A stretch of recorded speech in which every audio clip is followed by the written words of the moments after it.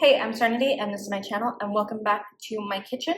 Today we are going to be making our first dessert of the 2026 year. We are making banana bread cookies. You heard that right. So, I don't know, this was a love child in my brain. I thought, what if I made banana bread and then a banana chocolate chip cookie and then just stuck a piece of banana bread on top so you have the best of both worlds. So I'm going to be teaching you my banana bread recipe that I've had for years. Here's like the leftover piece of the loaf and then how to make the cookies. So it's really a 2-in-1 and you can take them apart. You don't have to put a slice of banana bread on top of your cookies. But let's get into it. We're going to start by making our banana bread by mashing 3 ripe bananas. Now, I did ripe these in the oven, so they weren't as soft as I was liking them to be. But once they're mashed, we're going to add some melted butter and mix that together with the bananas. This is going to help the sugar we're going to add next melt into this. So I'm using a combination of brown sugar and granulated sugar along with cinnamon, salt, baking soda, an egg, and vanilla extract. This is the base of our banana bread. It's very simple. I love that it comes together in one bowl, and I've been making this recipe for like 10 years now. So that we're gonna add milk to make it nice and soft. Mix that all together until it's evenly incorporated, and it should just look like a banana muffin mix basically before we add in our flour. And you're gonna want to stir this till it's just combined and the flour is incorporated, but you don't want to overstir it or else the banana bread's gonna be tough. You can add whatever add-in you want in this recipe. So if that's walnuts, hemp seeds, chocolate chips, whatever you want. I really love how versatile this recipe is. Next, in a greased loaf pan, we're gonna spoon in our batter until a nice even layer. Now, a little hack for you is if you grease like a butter knife or a bench scraper like I'm using here in some oil and press it in down the middle of the loaf, you're gonna get that perfect like butt crack in the loaf every single time. Let it cool before eating, and in this case, I like to serve mine with some butter on top, but in this case, we're gonna set it aside because it's going to go on top of our cookies. So in another large bowl, we are going to mash another banana, add melted butter and brown sugar, creaming that together using an electric hand whisk, then add in an egg yolk, vanilla extract, and mix this together until well incorporated. These are going to be super soft, kind of like those grandma cookies that you get in a packet at the gas station. We're going to add our baking soda, salt, and cinnamon along with our all-purpose flour and give this a good mix until everything is well incorporated. And you don't want to overmix this, but make sure the flour has completely incorporated before going in by hand and adding in our chocolate chips using a spatula. Now these are basically a banana chocolate chip cookie, but since we are using banana bread with them, that's where you get the hybrid. So once the chocolate chips are well distributed, using a greased cookie scoop, I'm going to scoop out about 2 tablespoons each on a lined baking pan. I love to use silicone mats. I think it's so much easier for cleanup. Mine have been through the ringer, as you can tell. So this should make about 12 cookies that are pretty average in size, about 3 inches, and they are going to puff up. So they're going to be kind of thick because we used baking soda. Now I am going to roll my cookies into perfect balls using my hands that I've greased with some cooking spray, and then set them in the fridge to rest and firm up for 15 minutes while you're preheating your oven. That way they don't spread too much and the butter and banana and chocolate chips have time to melt together. We're gonna bake these off. I did 6 to a cookie sheet. Press some fresh chocolate chips into the top before cutting a tiny slice of banana bread and pressing that on top. That way those chocolate chips can grip onto the banana bread. Let these cool completely till the chocolate chips have set, and here is your cookie. They are so soft and delicious, and I think it's just such a fun little combination of the two. Here is the link for you to shop whatever I used in this video so it's easier for you to find. Recipe cards are going to be linked down below for you to download. They're totally free, and here are the completed cookies. And I think this was the perfect brainchild that I had in my mind. They were delicious, and you get 2 recipes in one that you can make separately at another point. Both of them are super moist, delicious, and come together in one bowl.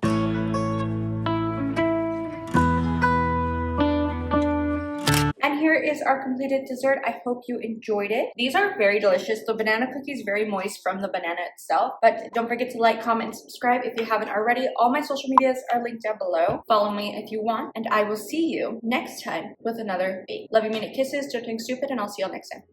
Bye. I know you told your friend you're not okay. And tell me what's wrong and why you never said you felt that way.